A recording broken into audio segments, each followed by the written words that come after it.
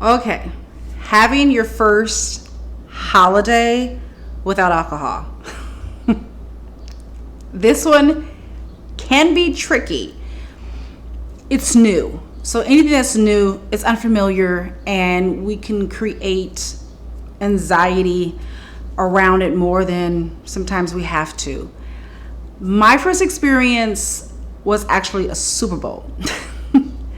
And I know it's not technically a holiday, but in some regards it is treated like a holiday.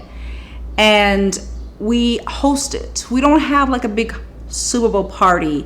Just our family members will come over, and we'll have appetizers, and sometimes it might be an additional 2 to 3 more people that we weren't considering at the beginning of the year, but it just kind of worked out that way.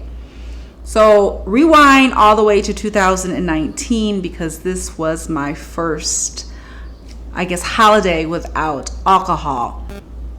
My husband still drinking in the house. So it kind of was not like, here I am seeing a can of beer for the first time since I stopped drinking, which was January 22nd of that year. So we're talking about 3 weeks at the most after me stopping drinking.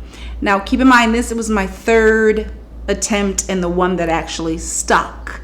So I had a real ambition to keep this one going at least for a month. So there was, in a way, I would judge myself if I had ended up drinking that night, and at the same time I was really prepared to make this one work. So it was kind of like I went in with this grit, and I knew that the folks that were coming were going to be drinking, and this was going to be their first experience seeing me not drink.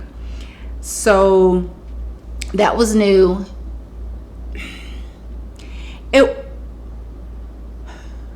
I think my mental thought, once again, of my mental hang up on beating alcohol's butt was such a part of my sobriety journey. I literally took it as, I'm going to whoop your ass. I'm going to win. You're not going to tell me how I'm going to live my life, and I'm not going to fall on my knees and be drinking you again. No, it's not going to happen that way. So there was this fighter mentality within me.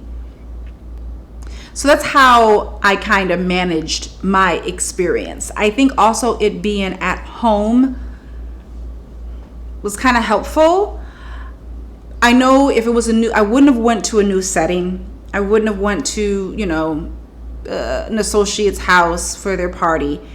So the fact that it was in my house gave me a sense of control, a sense of power, the upper hand. It's like you're on home turf.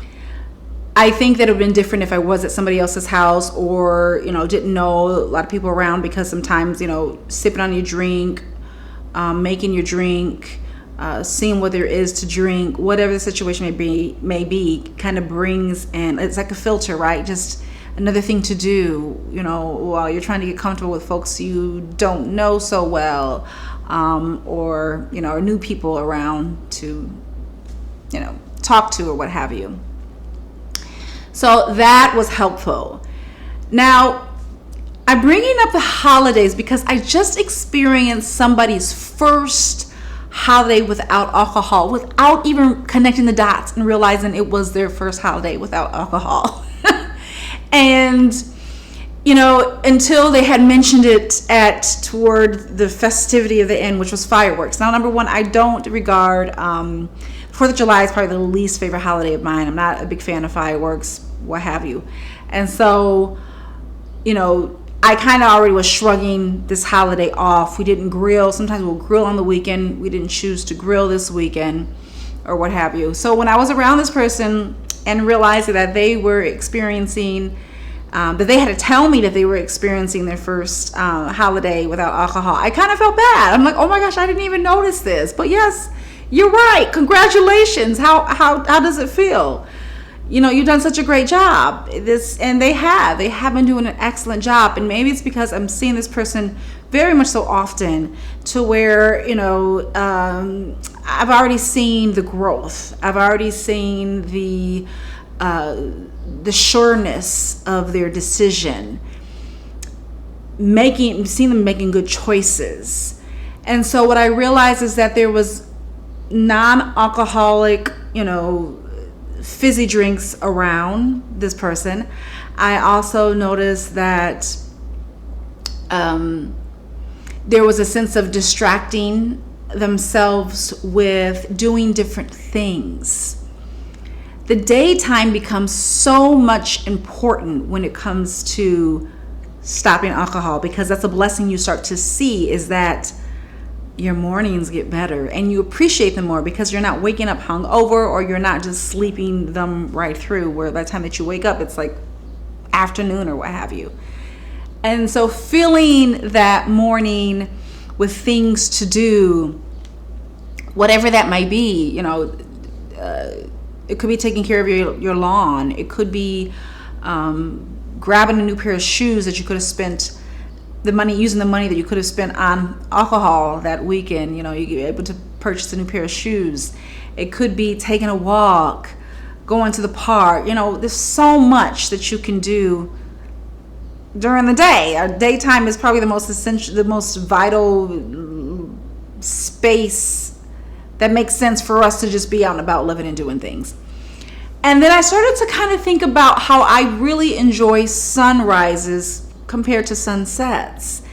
And that's kind of something I've always just kind of liked sunrises, because it's kind of like, oh, the sun is coming, opposed to, oh, the sun is going down. And to me, they're just they're just prettier to me.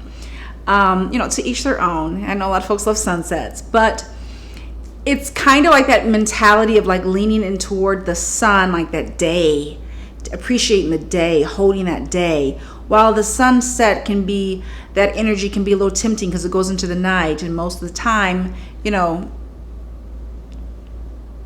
speaking realistically here, folks tend to drink more so in the evenings. That's been the way it is, evenings and nights. So, putting an emphasis on the sunrises of your life, or your sunrises of the holiday, is important. So utilizing your day, I think, is a good way to cushion that holiday with fun stuff, with new memory creation, that you don't have to rely on all the other stuff that you did on that holiday that made it quote unquote fun. Okay. I think it's definitely something that you can do more so on Christmas Day opposed to New Year's Eve. Clearly. Regardless, I think it's important for us to consider new ways of living that holiday. It's that simple. New rituals. I say it's that simple, though it takes some mental construction and new ideas to be like, hey, how about we try out this? It brings you new experiences. It gets you out of this tired box where that's filled with alcohol on either sides, on all sides. So when you are approaching your first holiday of being alcohol free, many of us, we have no choice but to go through this. I would do what's best for you. If that means you have to skip, someone's brunch that they usually do for that holiday because there's going to be mimosas there, that's okay.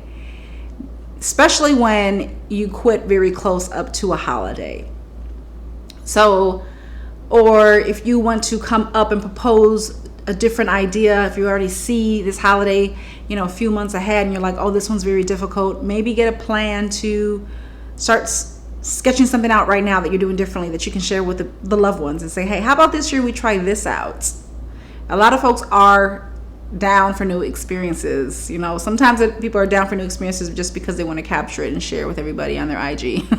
Other people just want to have new experiences, and it could be a little combination of both. Regardless, make sure that you make the holiday for you. It's okay to center yourself, center your health when you are getting rid of a brutal toxin that is pushed in our faces daily and for every holiday. So I wish you the best on whatever holiday is coming up for you, and you got this.